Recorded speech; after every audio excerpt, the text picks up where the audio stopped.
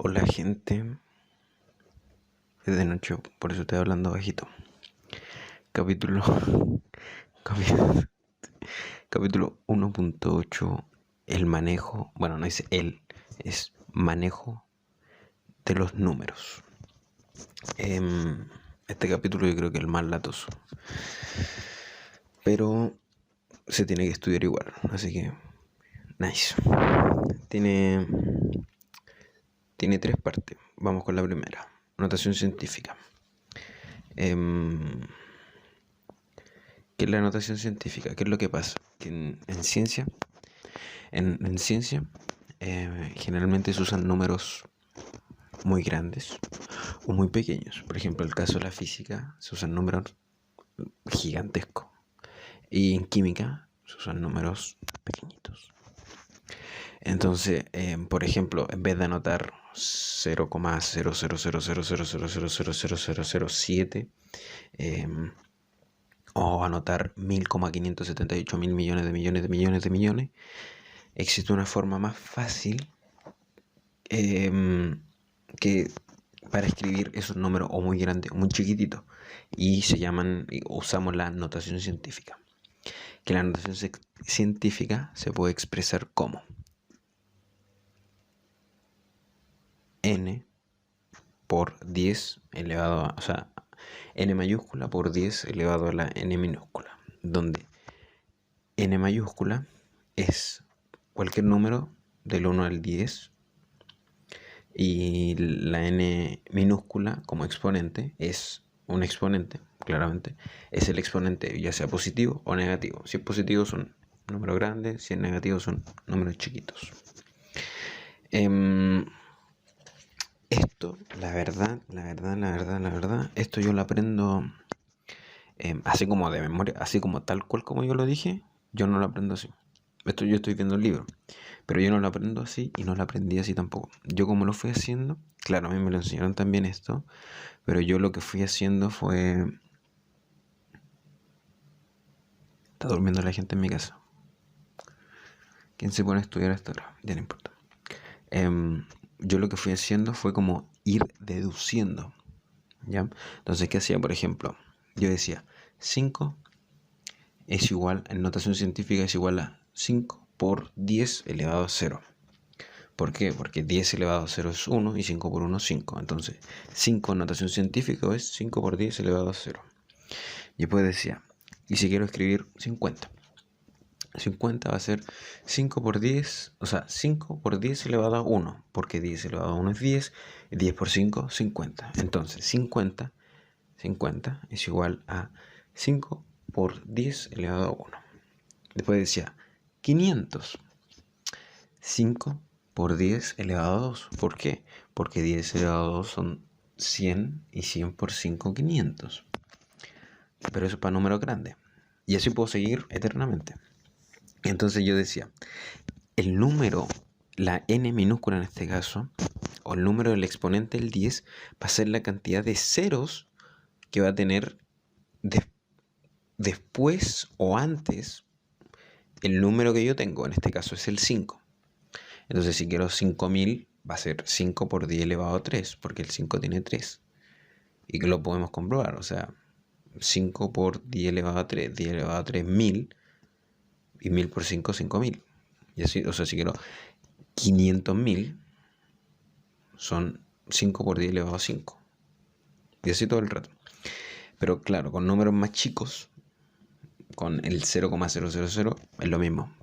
Pero solamente que en vez de poner número positivo, exponente positivo, se pone un exponente negativo. Entonces, por ejemplo, el 0, vamos por parte. Yo quiero poner el 2, número, notación científica. Va a ser 2 por 10 elevado a 0, porque ya lo vimos. 10 elevado a 0 es 1, y 2 por 1, 2. Nice.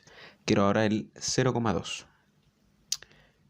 Va a tener que ser invertir, o sea, negativo mi exponente. Entonces va a ser 2 por 10 elevado a menos 1.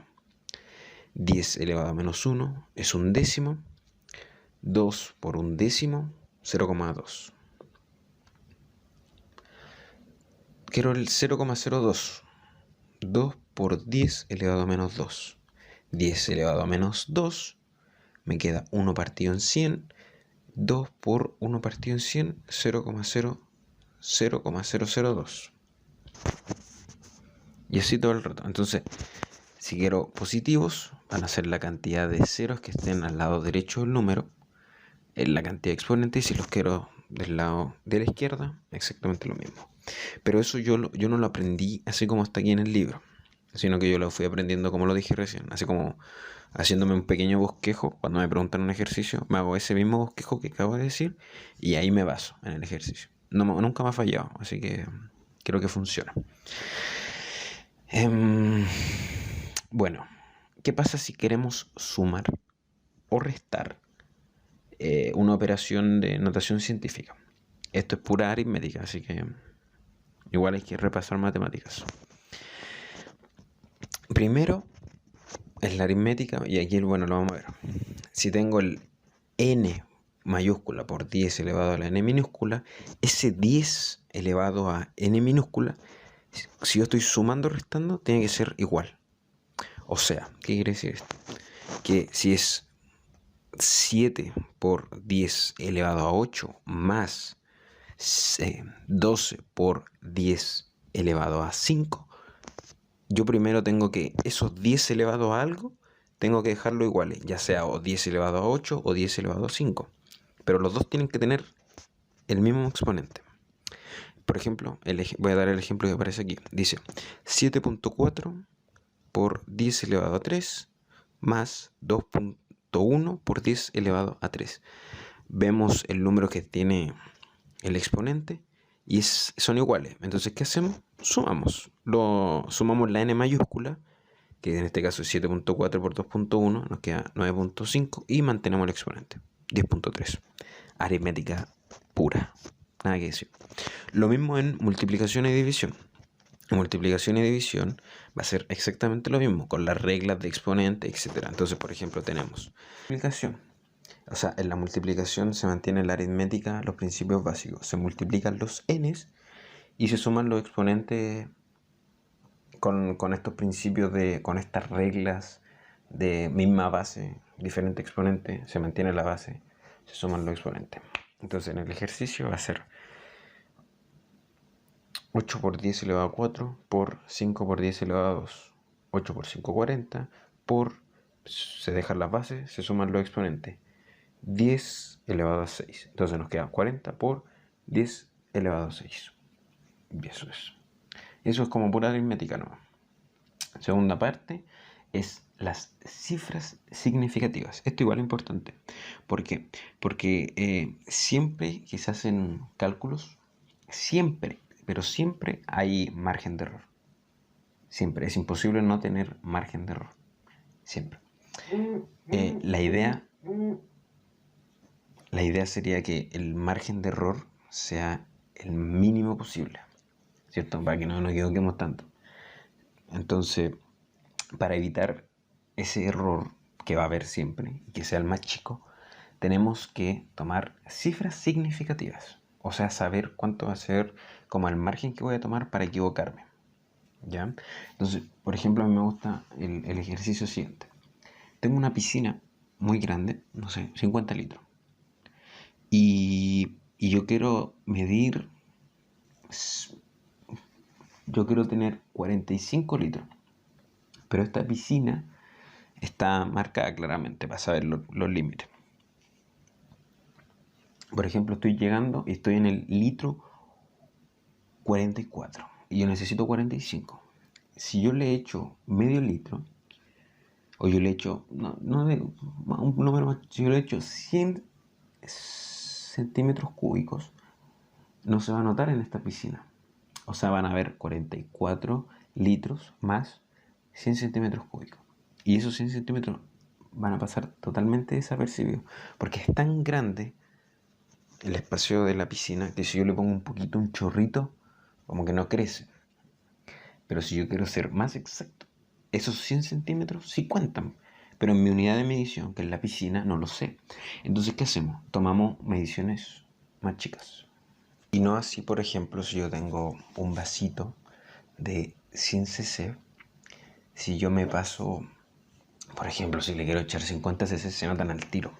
Y si somos más chiquititos, por ejemplo, tengo algo que mide cada 10 cc, si yo me paso un cc, se nota al tiro. Entonces somos cada vez más precisos con la medida. Ya, eso entonces la cifra significativa es como para saber qué tanto error tenemos, y la idea es que sea nuestro error más chiquito. Error más chiquito. Ya, y para saber más o menos cómo poder tomar nuestro como lineamiento, como saber qué cifras significativas tomar, porque por ejemplo una vez es un cálculo y aparece 1,7778910 y aparece un puro número. Entonces, ¿qué números tomar y cuáles no? Eso, por ejemplo, va a depender. Va a depender. Aquí el libro te da como unos consejos, cuáles son generalmente. Pero yo en algunos laboratorios que tuve, así, depende eso de los profes, del ejercicio que está haciendo. Entonces eso depende de los profesores, en parte cómo lo estén viendo. O sea, si vaya a hacer una suma y te da muchos dígitos y necesitas aproximar, el profesor te tiene que decir a cuál aproximo para evitar esas cifras significativas. ¿Ya? Entonces generalmente. Pero se pueden tomar algunos parajes, como los siguientes. Son 5. El primero, todo dígito que no sea 0 es significativo. ¿Esto qué quiere decir? Que si yo tengo un 231, son 3 cifras significativas. El 231. Todos sus dígitos son significativos, todos son importantes. No podéis tomar el 2 nomás, siendo que es un 237. No así, por ejemplo, cuando es un 571,0. Ya, ese 0 no es necesario a veces. No es necesario a veces. ¿Ya? Segundo, los ceros entre cifras significativas son significativos. Por ejemplo, el 401. El 401 tú no puedes decir, voy a tomar el 1 como cifra.